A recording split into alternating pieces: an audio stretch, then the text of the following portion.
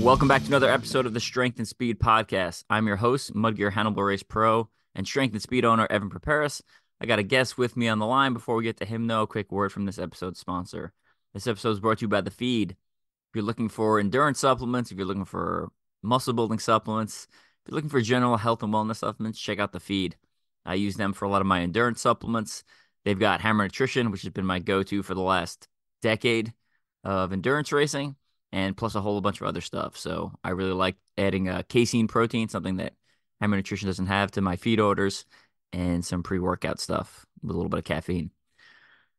I'm going to drop a link down in the show notes below. Click through that link if you could when you go check out The Feed. Helps me, helps support the podcast, and allows me to keep producing stuff.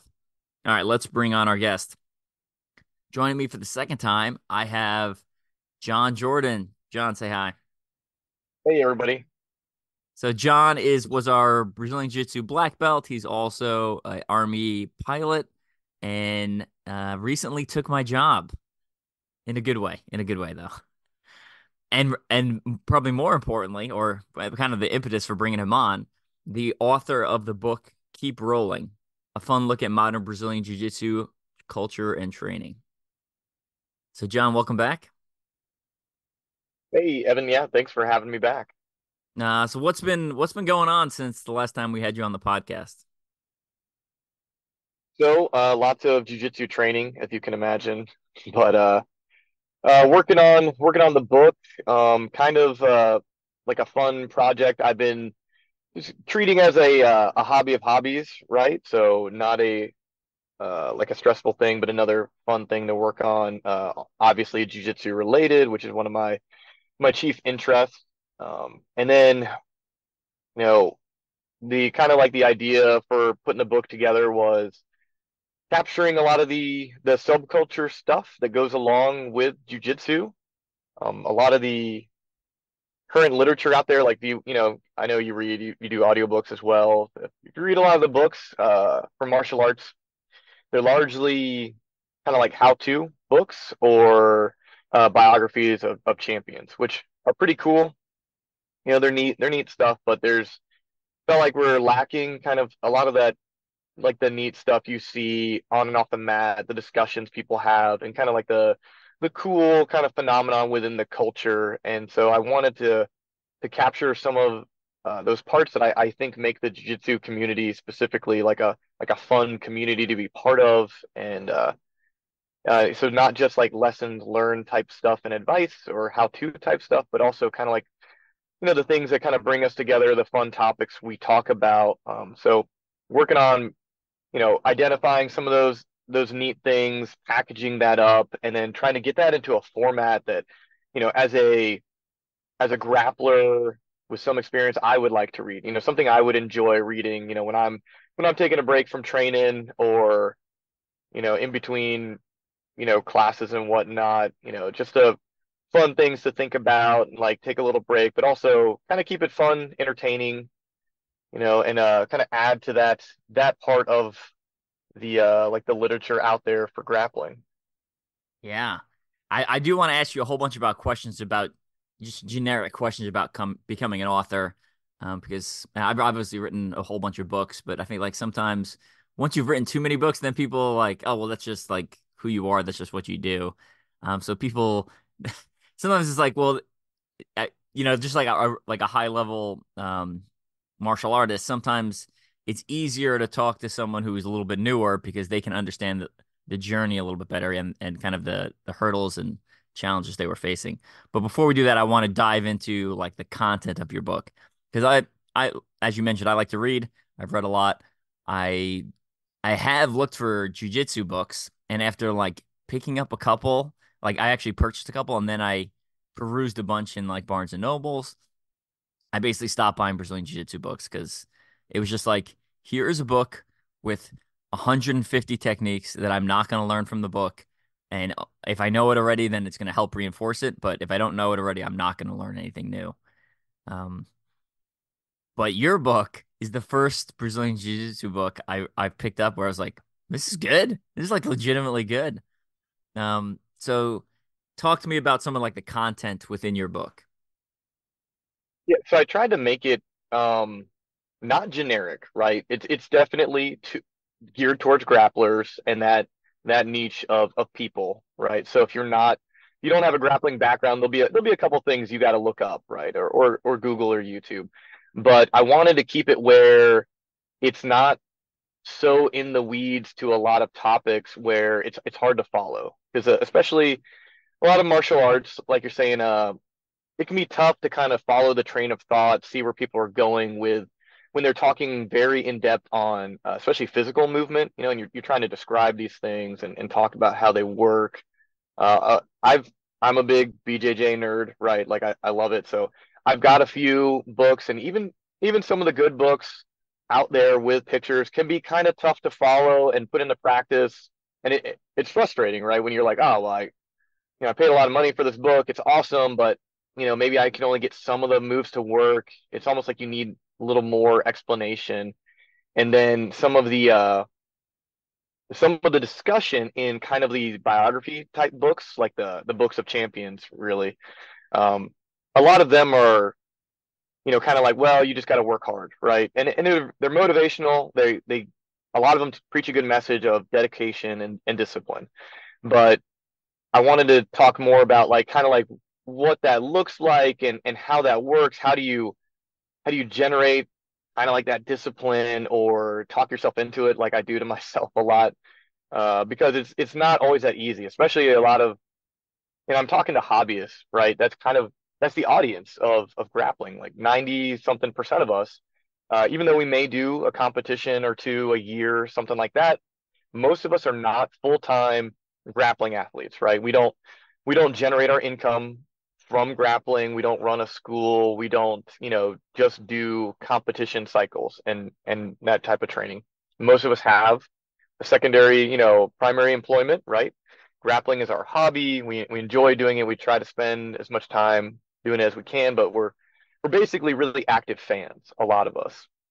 And so when I wanted to capture things that apply to those people that they would kind of connect with and be useful in a way that's not so over the top, right? Like I'm not telling people to, oh, well, you want to get better, you're just gonna have to do 500 arm bars a day, which sure will absolutely make you better, right? Like drilling and going over the top is great, but yeah. So like some of the things, for example, I picked like I did a whole chapter on defensive rolling because it's like a key concept that's often glossed over. Like, hey, just if you're hurt, you're whatever, just work on your defense. But there's a lot of stuff in grappling.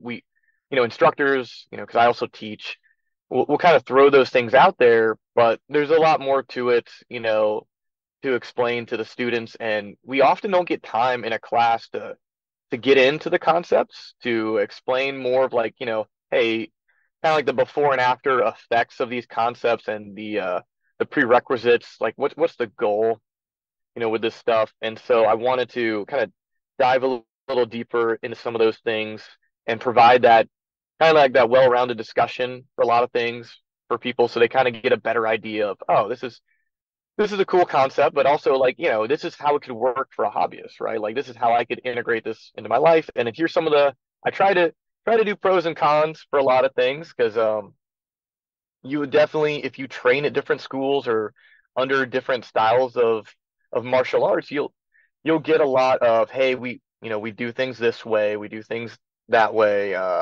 this is bad, this is good. And just like with exercise and diet, a lot of it with when it comes to martial arts is what works for you, what you enjoy, what you can sustain in your schedule, what's functional for your life. And so a lot of the book is like what I've found to be functional for my life and has helped me stay on the mats. I've been training jujitsu for over 16 to 17-ish years now. I feel like that's been pretty good, and like a lot of it has been using some of these concepts to yeah, to do the physical part, but also to stay motivated, to stay interested in the sport, to give myself short term and long term goals that are I can work on, and I try to capture that, like not only within like some of the more technical chapters but the other ones, just trying to throw out there like, hey, these are things I think about, like I'm trying to I'm trying to get better in the gym, yeah, but I'm trying to learn this technique. I'm trying to invest in developing my game, and then what does that look like? What does that translate to for a hobbyist, right? I'm not a world champion guy who's putting out a DVD to sell and trying to sell you on a certain technique or a certain style. So I'm trying to help people realize that they can try these different techniques. They can work for them. They can study in different ways. They can, like by watching film or, getting instructionals, reading books, and kind of like demystify a lot of like the grappling journey where if you only have had one instructor at one gym you've trained at, you might be kind of stuck in one mindset and not necessarily, think about all the other avenues that are open to you. Yeah, excellent points. I think you nailed it with the, sustainability and the importance of that. That's huge for any sports endeavor, for any martial art, for any hobby that you want to get really good at. And it was good as someone who's only a couple years into a grappling lifestyle journey, whatever we want to call it. I really enjoyed, eh, even though I get to hang out with you almost every day, I enjoyed getting to like see some of your thoughts put down on paper and kind of like as someone who's a lot more experienced in the grappling arts, share some of that knowledge in a essentially fun, entertaining way because it really was entertaining. The the topics are you cover a whole bunch of different topics. You dip your toe into it, talk a little bit about it, and it reminds me a lot, like you said, a lot of like the conversations we have before or after training, or sometimes in the middle of a workday. Um, it was fun. It was really fun for me to like sit down and read it on page. Do you think? So I didn't when I read it the first time, I didn't sit down with this lens. But if someone who's not is currently not training Brazilian Jiu Jitsu, um, do you think they could pick up the book and enjoy it? I think they'll enjoy it. There's a couple parts that will throw them off for sure, right? I do not slow down to explain some of the grappling terms I throw out there. Like if I say Kimura or Americana or something like that, I don't back it off and say, hey, this is a bent arm lock where you're hyperextending the shoulder. But the key concepts are there. I look at it like I've read a few judo books. I'm not a big judo guy, and especially early in my grappling career, I was curious, right? Because jujitsu came from judo. I figured it was a good source to study. And you see terms in there like Haraya Goshi and like all these Japanese terms, because they developed all these terms. And like I would basically, kind of like when I'm reading a very in-depth book about a different topic, if I could get the context from it, you know, good enough. A lot of times I'd take a pause, look it up, and be like, oh, they mean they're talking about this big hip throw. Got it, right? Because I there's a few judo books I read where they're like, hey, this guy used this this crazy Tayatoshi move, and I'm like, all right, I gotta look that up because I'm not super familiar, especially when using terms from another language.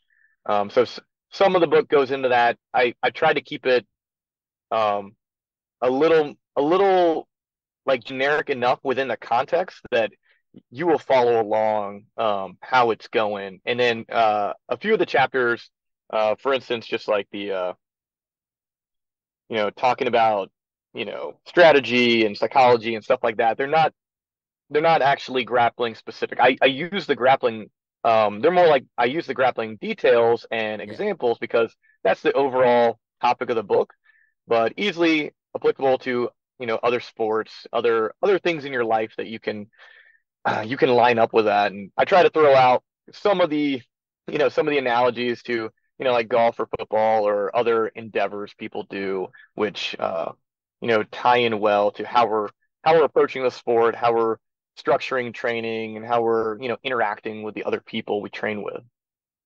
Yeah, absolutely great. That's essentially what my podcast is. So, taking complex skills, learning from some of the lessons from them, and then applying them for OCR. And then if you've had enough OCR or you do multiple hobbies, you can just apply the same lessons to other things. So, and sometimes when books go too like they're too beginner focused, like they start explaining all the nuances of like you said, Americana or whatever the other book may be, if it's a striking book and they start talking about like all the nuances of throwing across, you're like, yeah, I got it. I've been here for more than a day. So there's definitely a balance.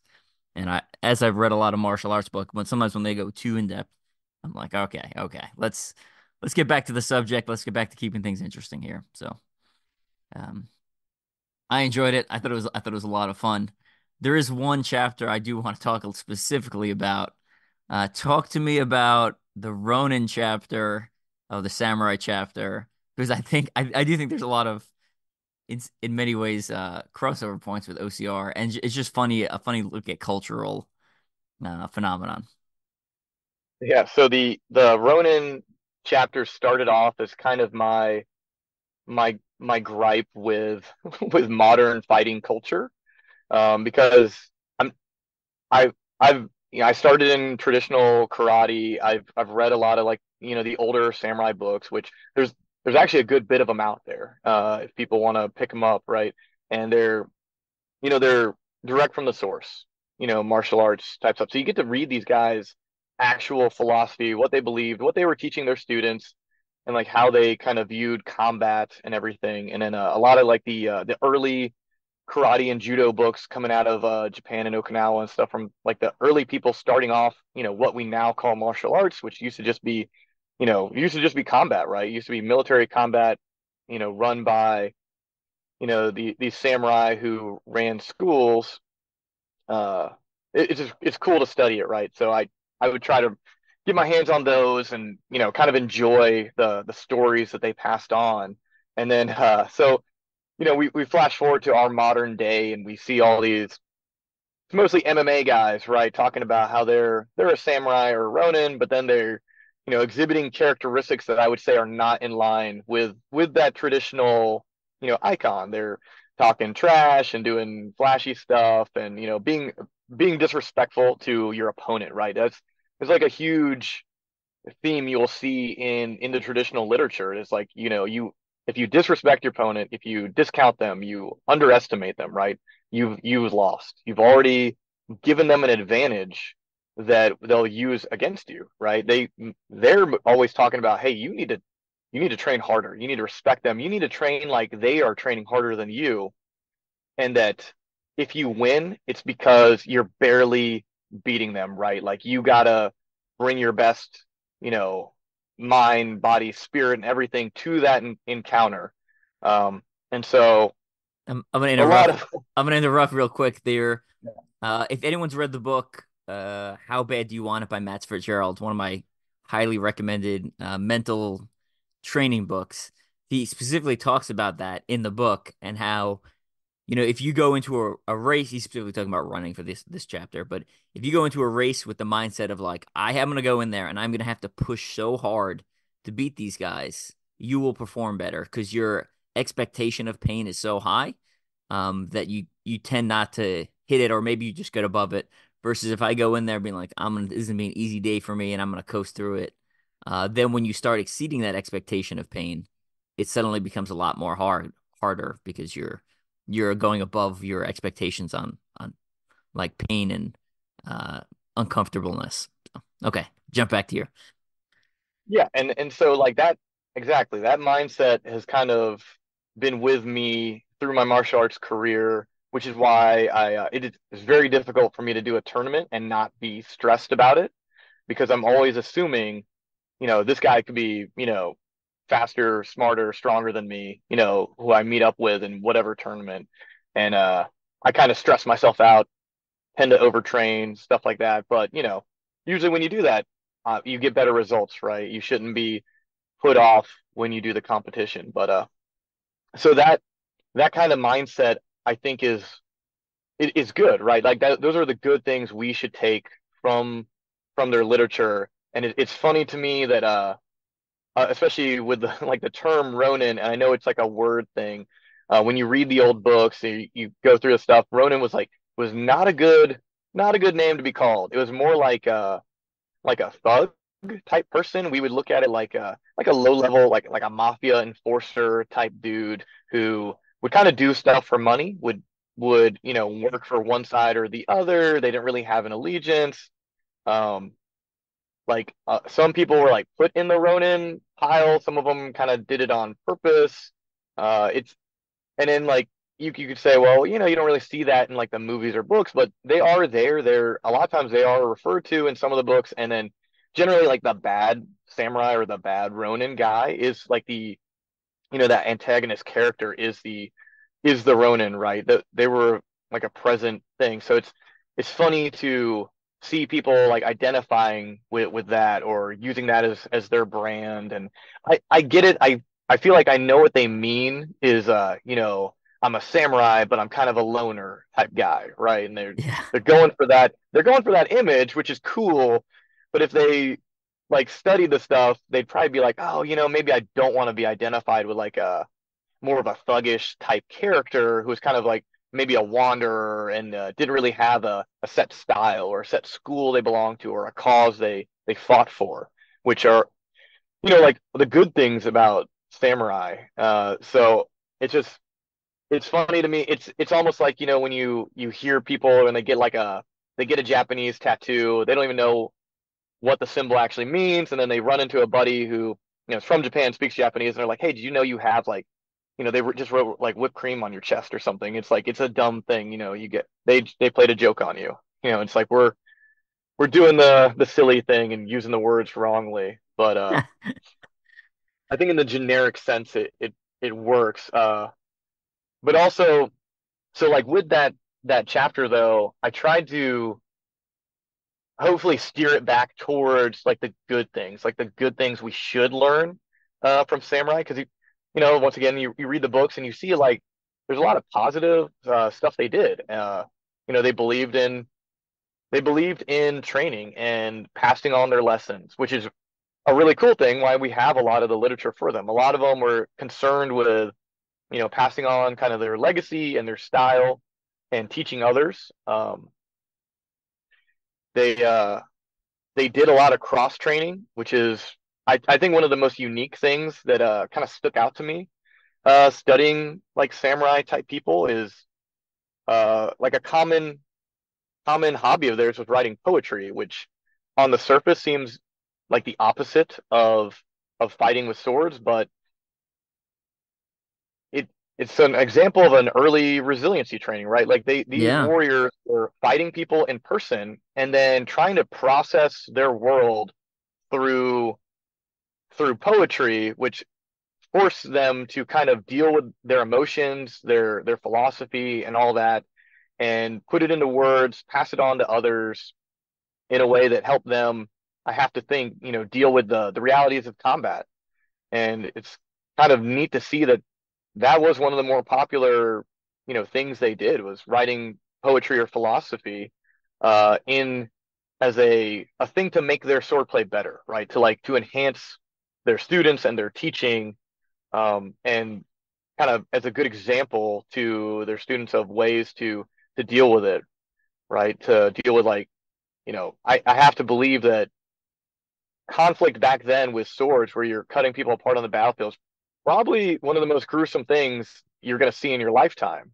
Yeah. And uh, they had to process it some way, or they probably felt themselves dealing with it poorly and needing an outlet for it. So finding other complementary arts is a good outlet for them. Yeah. 100%. I at one point, so the crossover with those, well, you said a lot of good points in there, but with the military, and you know this, like we love glorifying old warrior cultures. You look at the names of our platoons and our companies and our battalions and stuff like that, and they typically give themselves a nickname.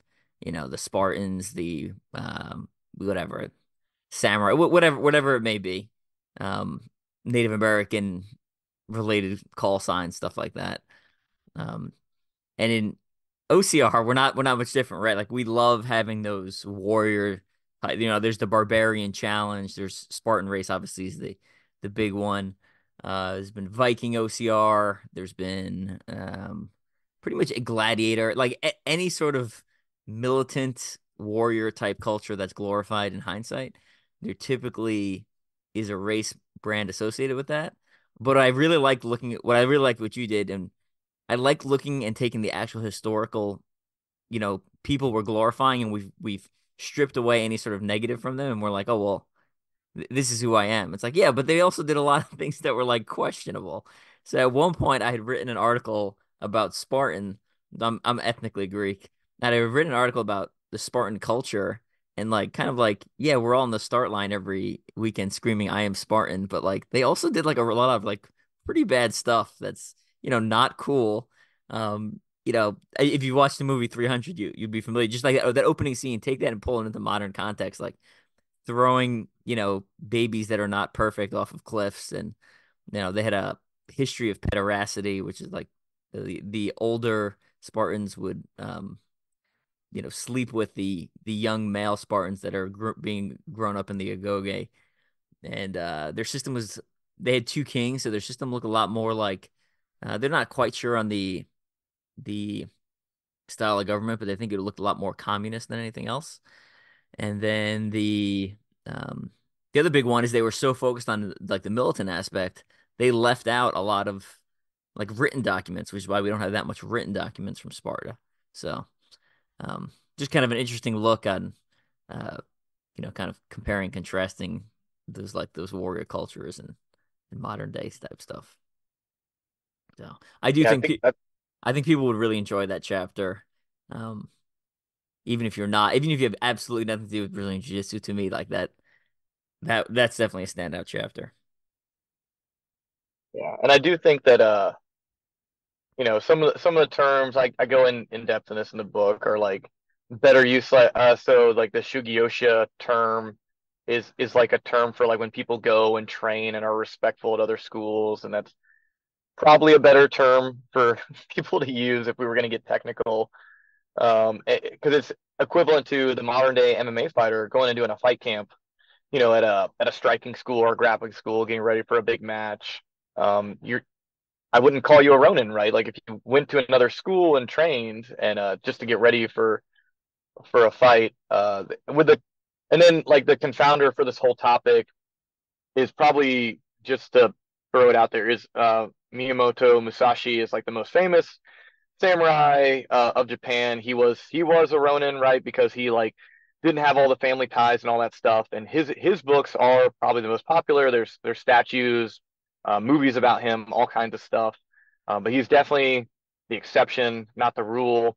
But so but a wonderful exception. His books are some of my favorite. I love his philosophy. It's really cool to see what he thought about everything. And even one of the key things I like from him, that even though he was a Ronin, he didn't really have a great, school or master. Like he wasn't a bitter, angry guy. He just kind of decided he would, well, I'll do my style right, and I'll teach people, and I'll make a life for myself. He was kind of that, like a bit of like an entrepreneur in there, and uh kind of a more like forward thinker, where he was like, all right, well, what if I use a longer sword? What if I use two swords? What if I study a different art?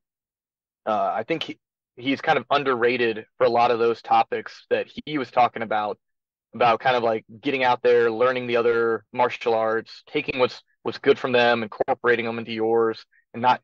And for him, like he didn't have a title, right? So he wasn't hung up on titles or allegiances and stuff like that, which can kind of silo you and make you more, um, cultish on your, like, my way works, or my master's way is the one way because he's beaten everybody. And I think that's a great lesson that we should learn from Musashi and from the other Sugiyosha type samurai, that there's a lot out there to learn. We should be sharing, working together, bettering each other, bettering our culture, taking care, passing that on to our students, and in especially in like modern day martial arts, creating an environment where people are, it's more open to, you go learn, you're part of the family, right? But you're also like you're not a traitor for training at another school, having other interests and hobbies, when it's generally just going to make you a more well-rounded person and martial artist. Yeah. Yeah, it's been interesting getting into the martial arts world and seeing some of that like tribalism that occurs. It's yeah, just coming in from an outside perspective and someone who's bounced around from a bunch of different of the different sports. Sometimes I'm like, what? Sometimes it seems silly to me. especially if you're not competing. If like all I'm doing is self-development, like what does it matter which school and how many school, like, where I train at? Whatever. I digress. Um, Yeah, anyway, yeah, go for it. I got real lucky when I started karate. My karate style was very traditional karate style, but my instructor was a very kind of forward-thinking guy, and he would encourage us to go train at other schools. I think he had a lot of confidence, in his teaching style in his class that he wasn't afraid to lose students, right? He wanted you to go, read books, study other stuff. He actually would send me to seminars sometimes, and he'd tell me like, "Hey, John, I want you to go meet this guy, train with him, and see what's good, right? Bring that back to the class, and let's get everyone better." And I that had a big impact on, how I viewed martial arts and, researching it and trying different schools. And, like you, Evan, being in the military, every time I've moved, it's kind of like, all right, well, I'm gonna try out a few different schools till I find one where I enjoy training, I think is a good fit. And, that created that kind of, there's no wrong answer. I just need to try a lot of them and, see what works. Yeah. And I would also say see what works for that period of your life and portion in time. You mentioned going through periods where you're like doing competition training and then other times when you're not. I think they're OCR many ways the same way, right? Like, I mean, some people who come in, they're just looking for, like you said, a hobbyist. They they they go to a couple events that way. Maybe just do Tough Mudders, but not even any of the competitive versions. And then at some point, you may be like, all right, well, I want to see how far I can take this. Maybe you do some competitions, more serious races and stuff like that. And then at some point, maybe you go back to just bringing new people into the sport or going back to that hobbyist kind of lifestyle. So good stuff. Yeah, I enjoyed it. It was fun. Um, Definitely recommend people to pick up Keep Rolling by John Jordan. I'll drop the link down in the show notes below for anyone who wants to check it out. I know one of my friends from high school just picked up a copy a couple weeks ago.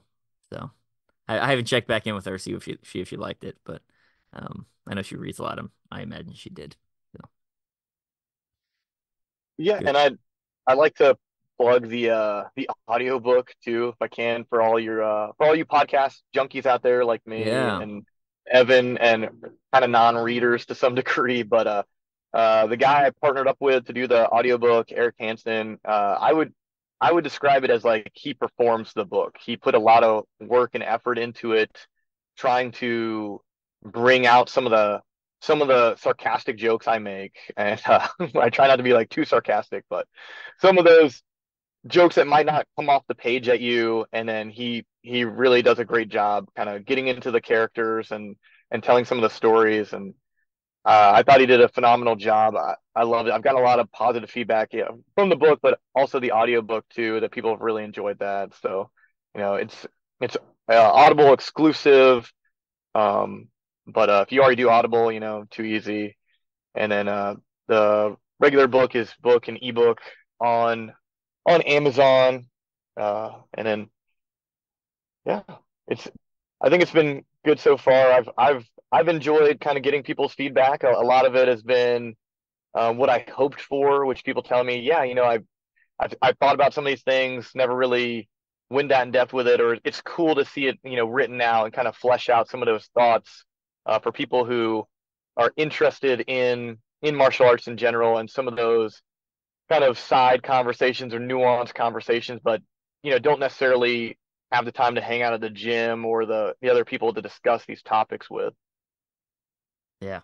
Yeah. The podcast, I mean, the audiobook, another great option. And, like I had mentioned at the beginning, it's hard to find martial arts books that I think are valuable, that come in audiobook. This is one of those that where you'll find value, you'll learn something in audiobook format. I picked up one BJJ book on audiobook that like they shouldn't even have it on audiobook.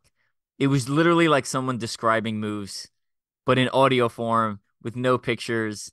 Like the hard copy book of that one was meant to have pictures. And when they made the audiobook, they just like just read this book that's supposed to have all these pictures accompanied with it. So the book makes no sense unless you Yeah, again, unless you, Unfortunately, I've done that too, where they they'll say refer to figure whatever or refer to figure whatever, and it yeah, kind of defeats the purpose of the audiobook. It's kind of silly. yeah, yeah. Speaking of audiobooks, uh, Amazon actually just rolled out a new thing where they do some of them via what do you call it? AI. It's like a digital. It's like a it's a manufactured voice. So I imported all my books through that program. So now I think all my books are now on audiobook? Question mark. I'm pretty sure all of them are on audiobook. If anyone buys like the Ultra-OCR Bible or Strength and Speed's Guide to Elite Obstacle Course Racing on audiobook, and you send me a screenshot of it, I will send you the charts from there. Again, because I'd say about 75, 80% of that book is good in audiobook. And then there's a small section, which is obviously like the fitness charts of like, here's what you do on this day, that it's not going to be intelligible on audiobook. It's just going to be kind of a waste of your time. I would honestly just skip over that and then just shoot me an email showing that you ordered the book, and I will send you a hard copy of the charts. It does say that in the digital book and the audiobook, but just in case you missed it, I'll send those charts if you buy the audiobook. That way you have the value um, of the actual content, the mental training, all that stuff, and the tips on obstacle completion, which you don't necessarily need pictures for. But then for the training charts, you do need the actual pictures you need the chart for. I do want to ask some questions about being a first-time author and some of that journey, but I will jump back to that. First, I want to talk about what was one of my favorite days this entire year, and honestly, one of my favorite days in the Army stateside, the Victory Week Combatives Tournament. So, what our my normal job and now your job is Combatives OIC, so in charge of the fighting program on Fort Riley in the middle of Kansas, and we did this Victory Week tournament where there was a couple days involving. So the first day essentially is standing, grappling, takedown. The second day is pancration, so open palm slaps and grappling. And then the third day is like MMA style rule set finals. And on so 48 hours before the finals, one of the guys who was on the team, Lawless, messaged me and he's like, are you live streaming the finals?" And I was like, "I'm not live streaming the finals. I don't know." And then I was like, "Oh, maybe we could live stream the finals." So 48 hours out, I make the decision. Okay, we're gonna live stream the finals. I don't know how, but we're gonna figure it out. And it was like the most ghetto setup ever. It was my computer, a hotspot off my phone, this mic that I use for podcast recording, and then one of our friend Chad, we borrowed his camera and like propped it up on a pull-up bar to look at the MMA cage. So John, tell me about just kind of that experience and how me and you with zero broadcast live streaming fight calling experience, how that went. So, I mean, I think it was a great idea. In order to a lot of our competitors, and they're all Army soldiers, right? So their family is spread out all over the country. Very few of them are from Kansas, where their family could come attend this event in person, which is a really cool tournament. Like you said, Evan, it's a 3-day tournament, which basically culminates in a like an amateur MMA fight in our tactical enclosure, which is similar to an octagon style cage. And so like it's a really cool event, lots of exciting fights, and we wanted to be able to have our soldiers to be able to share that with their friends and family members from back home or where they're from. So getting it out there on a live stream is definitely an easy way to do that, especially through modern day social media where everyone could just kind of share it and have them tune in. And I think adding like your idea of doing the commentary kind of adds to it. It definitely helps if you're not a martial artist, right? To get a little bit of explanation of what's going on. It can be a little confusing, especially how the rules work, how what the referees are looking for. The rule set's a little different for combatives, and if you're watching it like you've watched a UFC fight, it's not going to go exactly the same, right? So that's I think a good point you made of we add that commentary to kind of explain to people, well, hey, like, yeah, your soldiers competing in this, but it's not an MMA UFC fight, for the finish. It is a real fight under a slightly safer rule set, with our referees doing their best to kind of ensure high level of competition, but also the safety of the soldiers. We have some, safety measures they could easily see in there. Like, we have pretty pretty hefty gloves they're wearing, right, when it comes to MMA fighting, shin guards. But I liked it. I thought it was great. I wish when I was competing and doing fights like that, I could have had that, because I remember back in the day when I was doing advanced rules fights, I was trying to record it, and then I'm trying to cut that video and send it to my folks or some of my friends from other gyms I've trained at, being like, hey, look what I'm doing, and thanks for the training. This helped me compete better and all that stuff. So I think it was a good benefit for our soldiers to kind of showcase, what they're doing, how well the program's doing, how far they've come in their training.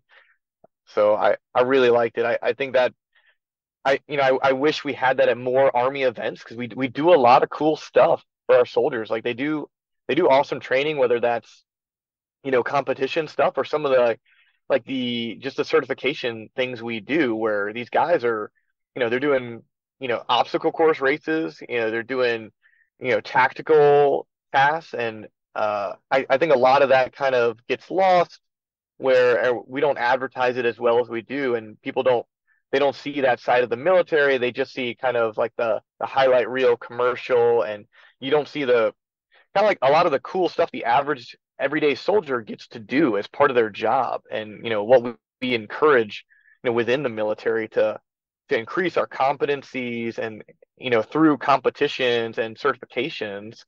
And I think if more people saw events like that, like the Victory Week tournament, they'd get a better glimpse into the Army culture, and probably see things where they fit in. And kind of also for the family members, it's hard to not be proud of your soldier when you see them stepping into the cage and engaging in hand-to-hand combat. It's exciting, and I think a cool memory now for all of those service members. Yeah. And because it was live streamed, it's now up on Facebook, essentially, as long as that page is active. So again, I will drop those links in the show notes down below. If anyone wants to check it out, please do. Essentially, you get to watch a couple of free MMA fights. I think there's about 15 fights total. And, you know, I was worried about one thing I was worried about was like, how are we going to fill, which essentially it was almost like when you add up all of the fights, it's broken into two parts, but you add it up, it comes out to, I think, about 2.5 hours, maybe 3 hours. I was like, how are we gonna fill that much time with me and you talking? And it worked surprisingly well. You were very good. I needed you for all of like the nuanced play by play of the fights. You were super valuable there. And I basically was a talking head in between. I did some fight commentary, but most of my talking was kind of like between fights, filling that dead air, explaining, like you were saying, the differences in the combatives program. What makes it different from traditional martial arts? What makes it different from MMA? What's the purpose of the combatives program? Why are we allowing this to happen? And kind of the importance of, hey, these guys got to go back to work tomorrow. Some of them probably went back to work that afternoon, which is pretty wild. I don't know if their chain of commands were cool, they probably would have given them the day off. But I don't know how many of them actually went back to work and how many of them took the day off from that point. So yeah, I'll drop those links down below. Please check it out. It was a ton of fun. I loved every minute of it. So definitely a Yeah, shout and I out. thought it was I thought it was cool because it's like an event that most big divisions do something similar to that, but it doesn't always get out there to everybody, to the people who are curious about the military and want to see if it's a good fit, but are into like fighting stuff. It all Army tournament, like the biggest one of the year, a lot of that doesn't get reported. Like the official PAO people, which are public affairs guys, they'll usually do like a highlight video, something like that. But um, I think with what the push we're trying to do for recruiting in the military, and targeting like the people who are interested in service, and would be a good fit. I like to see how the military is supporting, kind of getting more of our stuff out there to showcase what we're doing on a regular basis, right? Like how our regular soldiers are training, and what their lifestyle is like. And it's fun, it's exciting, right? And there's a lot of cool stuff that I know you've seen a lot of neat things in the special operations community that you're like, I wish other people understood, how much fun this job can be, how cool this is. And then for the combatives program, how well these soldiers can fight. And it's really neat to see, kind of like with you, Evan, like the progression over the past year or so of the competition getting bigger and the competitors getting more skilled, and then getting to have this big event where everyone's cheering and congratulating them. And it was a really fun event. I think it was a great way to to cap off your time as OIC, and like a cool event for me to come in on and get to work on, help out. Even though I was kind of last minute, I like to joke I did like the least work out of everybody for this event, right? I got to come in at the fun part, which is like the final execution. But I it was super fun. I think everyone enjoyed it. And you know now we already have a lot of people asking us about when's the next one we're gonna do, when's the next competition training and all that. So it's great to see all that interest building. Yeah.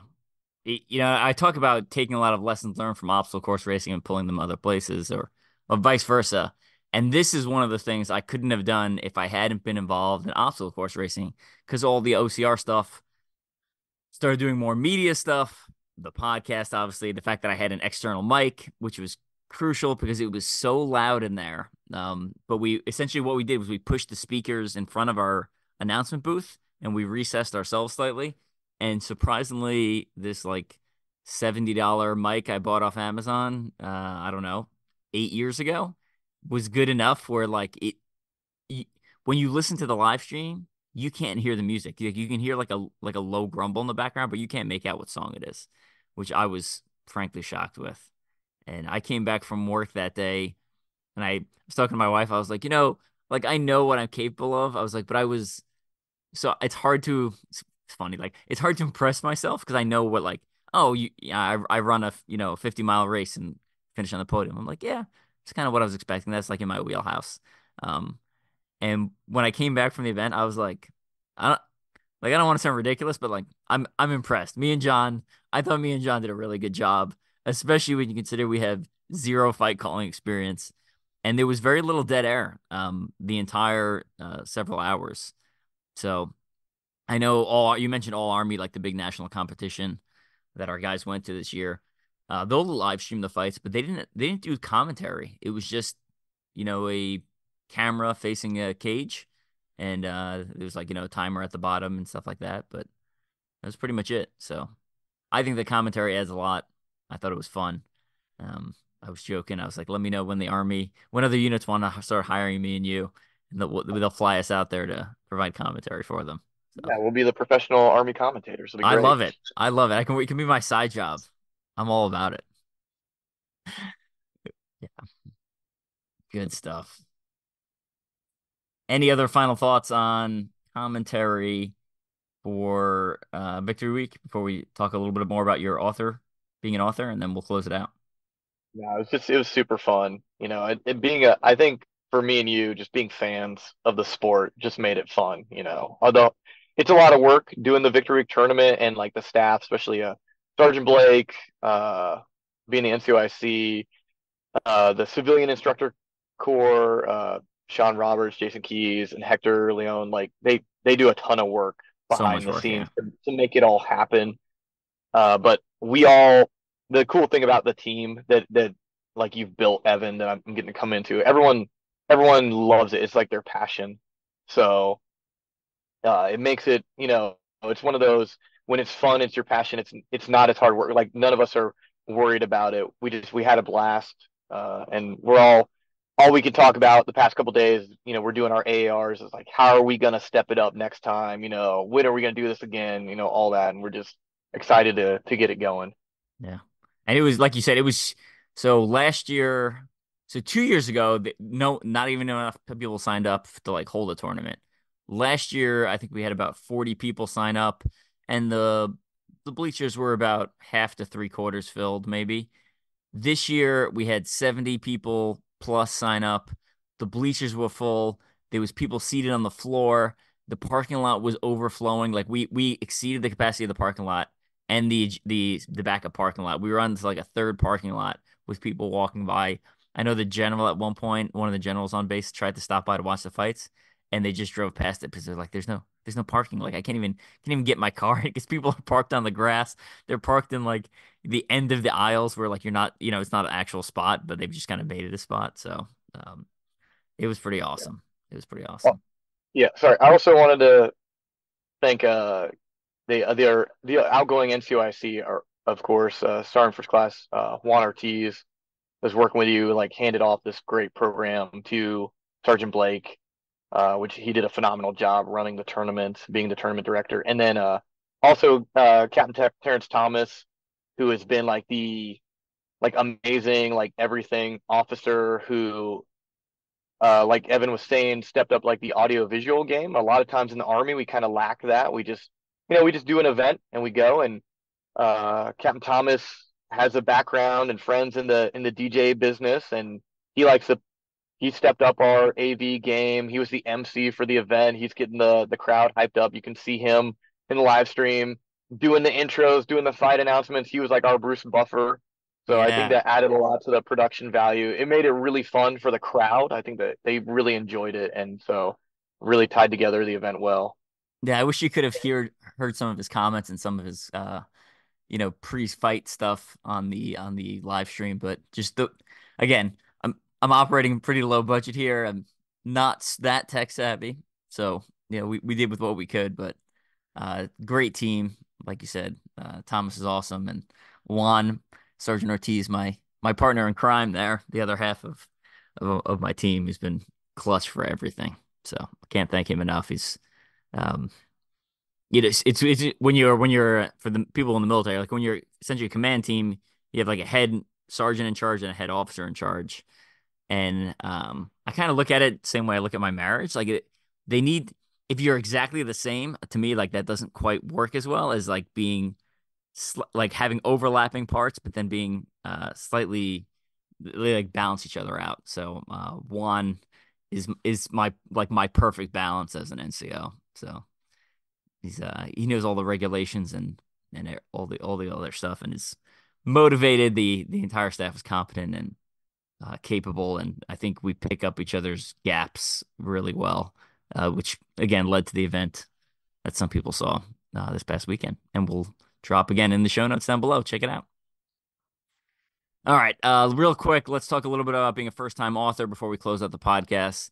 So, what are some kind of trepidations you had going into being an author, and kind of why did you decide to take the dive?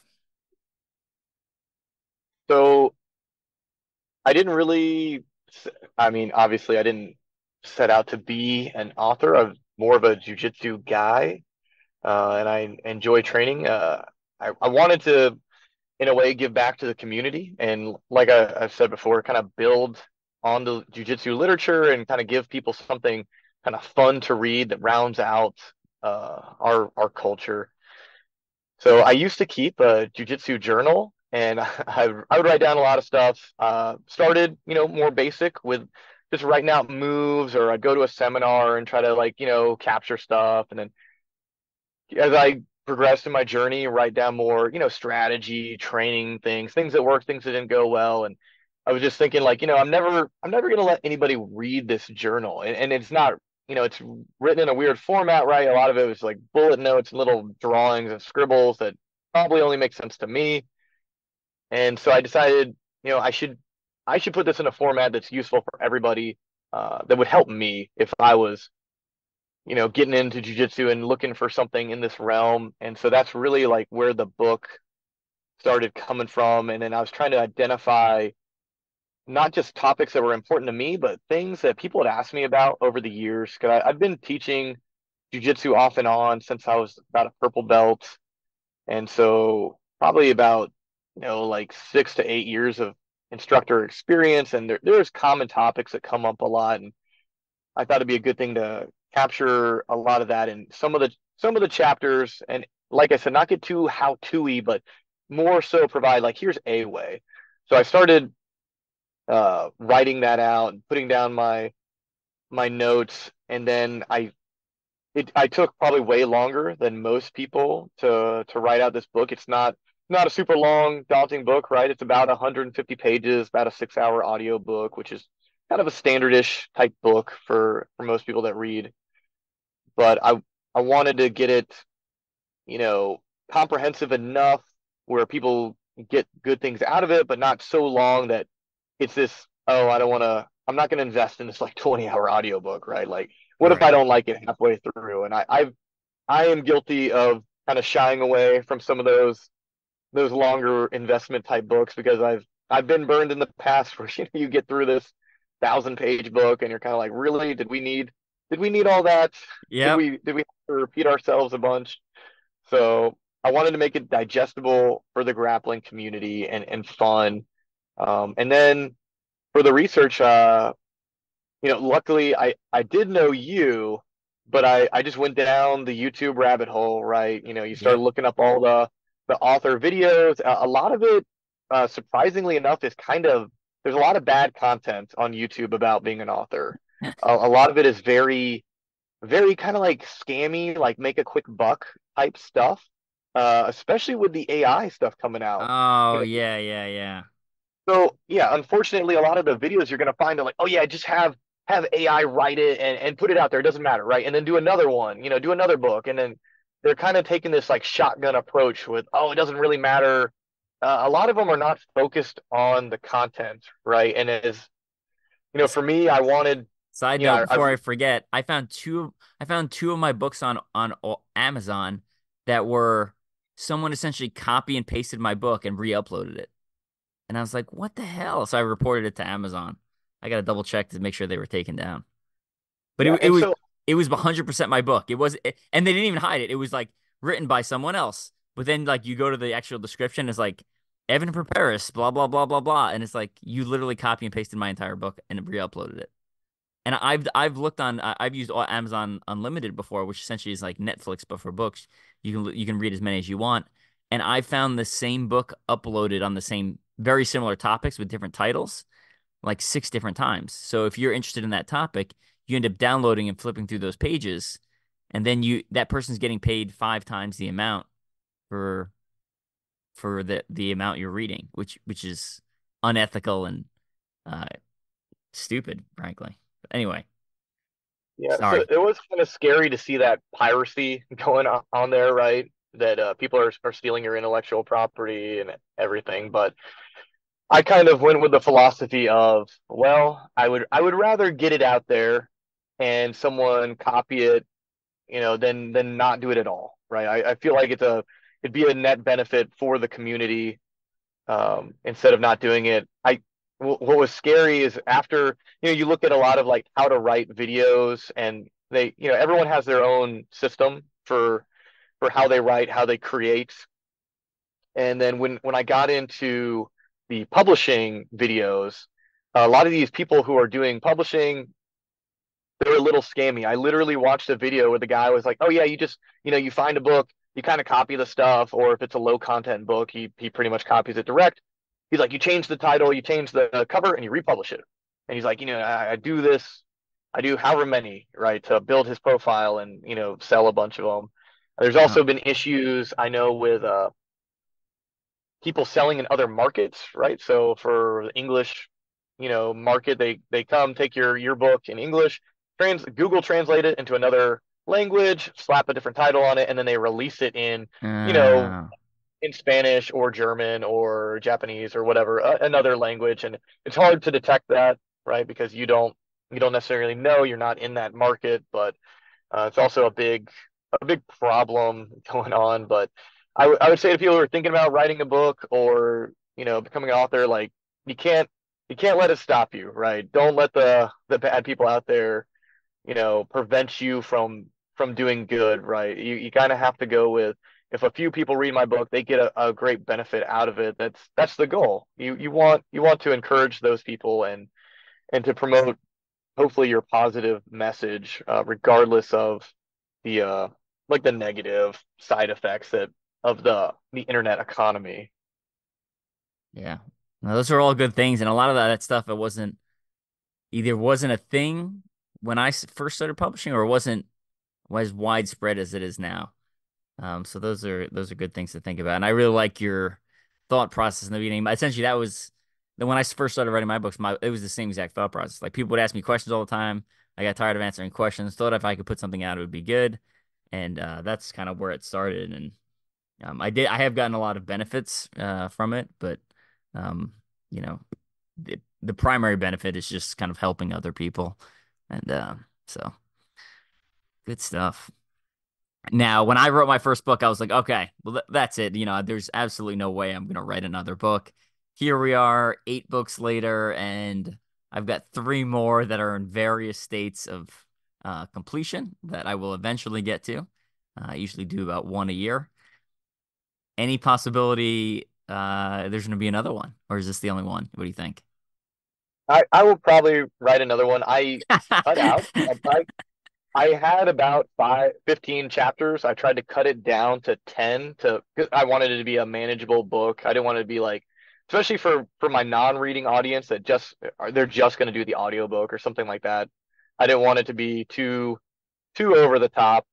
So I have about half-ish of a book already complete. I've been kind of trying to take a break to, work on promoting the book and doing some other things along that route, and then catching up on some of the other hobbies you neglect, right, when you're working on a book. But yeah, the next one is, I feel like, equally important. There's a lot of other things like you're saying. A couple of them, I did have to sit down and like write the other day, 'cause sometimes you get that urge where you just gotta like get it out of your system. I had this long conversation with one of my buddies he's an older grappler, but he's a purple belt. He thinks very deeply about strategy and how to use jujitsu, how it's intended, right? How to apply that strategy. And we had this long conversation about the ins and outs of, the specifics of how to build your game around your personality, your body type, the people you're competing against. And I was like kind of blown away by the conversation. I was like, man, this is another good one. I got to write this down, because there's so many guys I've talked to that when you talk about, actually building your personal strategy, they're like, well, where do I start? And, there's things you like, there's things you don't like, there's advice from your instructor. Your instructor has a style that works for them. Maybe it's been working in competition for them, but, might not even apply to your body size, right? And your body type and your attitude towards grappling. So there's definitely a lot of other fun topics that I've been playing with and even recording, writing out, at least doing outlines and stuff. So I don't think I definitely think I'll have to do the next book. I'll probably try to space it out, or work on putting that out either next year or the year after.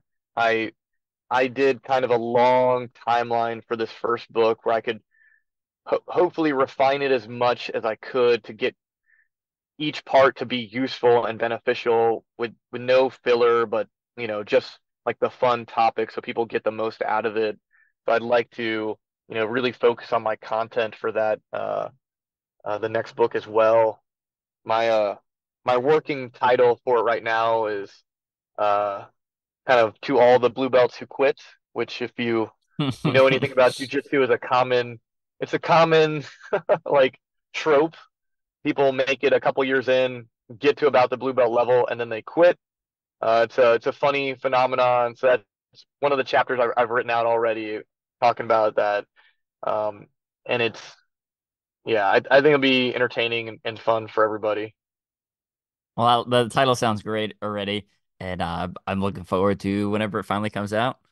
And yeah, I think I'm really bad about. I'll put out a book, promote it for a couple of weeks, and then be like, I'm tired of promoting this. I'm gonna go back to doing something else.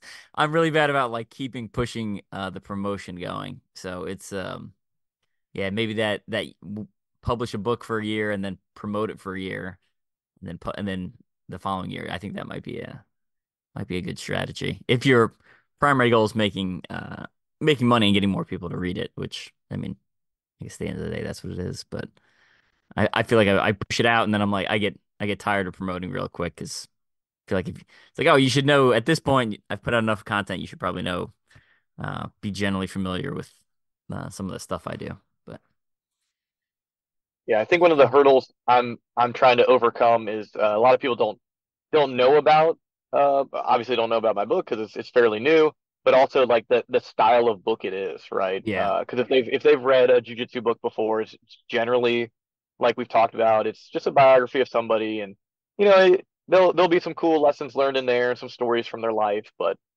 um, I think if they you know knew the type of book I'm doing, that it's more kind of like one of those a collection of like the highlights of podcast type topics and stuff like that that they would enjoy and would apply to them, right? And it's not necessarily, oh, I don't even like this fighter. I don't really care about, the story of his life. It's more about kind of the shared culture and fun things. So, been trying to reach my fellow BJJ nerds. I know they'll all love it. So, continuing on that mission to get the good word out. Nice. Good stuff. All right, we're gonna let you go. Any final shout outs you want to give? Friends, family, sponsors, um, anything else? I don't know. Yeah, so yeah, thanks for having me on the podcast again, Evan. It's been great. Appreciate all your support and help me out, and especially for those. Evan also helped edit some of my book, give me a lot of good feedback, and definitely encouraged me. I'm clearly not at the level of putting out like 8 books, but motivated me to at least get the first one out there, get to work on it, and start helping and with that lens of putting out good content to help the community. Um, yeah, and thanks to my family is always supporting me. My wife thinks I'm crazy, right? I'm always training and doing silly stuff, but she's great. She's always helped me out, supporting me in everything I do. And then as far as I don't really do any sponsorships, but I do encourage people to check out the We Defy Foundation. They are a nonprofit organization that sponsors veterans to train jujitsu as a measure of mental health. It's part of the people hear about veteran suicide. It's a big issue, and this is a real program that actually helps people. I've seen them sponsor multiple military veterans at my own school. They get them a uniform, they get them training, and they give them a positive outlet, to try jujitsu, to train, to deal with stress and emotional stuff from that transition out of the army, plus, their experiences in combat. And it's one of those programs that I donate to, I support because I've seen it work, I've seen it benefit people. So We Defy Foundation, they're on Instagram, Facebook, internet, everything. So if you're in the mood to support veterans, support jujitsu, they're a great program. And this probably won't be the last time you hear about We Defy. I'm working to help, again, through John, working to help kind of get more involved with them, especially as I transition out of the military and maybe set up some fundraisers in the next couple of years for them. So follow along on them. Follow along here. If anyone wants more martial arts type focused content, check out teamstrengthspeed.com. I got a fighting subsection there. Also, been producing a podcast with Patrick Vuong and Dr. Conrad Bowie from Tiga Tactics. We're putting out about 2 episodes a month over there. And I'm going to be doing a seminar specifically. It's a not a seminar, it's a webinar in August. I believe it's the 18th. It'll be physical fitness, combative. Let's see if I get the name right. Combative conditioning, physical fitness, and peaking for martial artists. So a lot of it will be like principle based, talking about like, periodizing your training and using a lot of the lessons I've learned from obstacle course racing and from other sports I've prepared for, but applying it more to the combative, uh, both combatives and then also martial artists. So good for any style of fighting you do or any style of martial arts you do, or if you just want general, if you're more combative focused, which is essentially like self-defense, self-protection type focused. And then I also should have a book coming out probably around the same time, Tiga Tactics Runner's Guide for Self-Defense or Self-Protection. Again, it kind of talks about security posture and situational awareness and it's a lot of soft skills actually and a lot of mental preparation that people should have when they're going for a run. You got to be safe out there. So all right, John, thanks again for coming on. Again, we'll drop a bunch of those links in the show notes down below, plus a bunch of discount codes for things like Yoked and Mud Gear, etc. And we will see everyone in the next episode. All right. Thanks. Goodbye.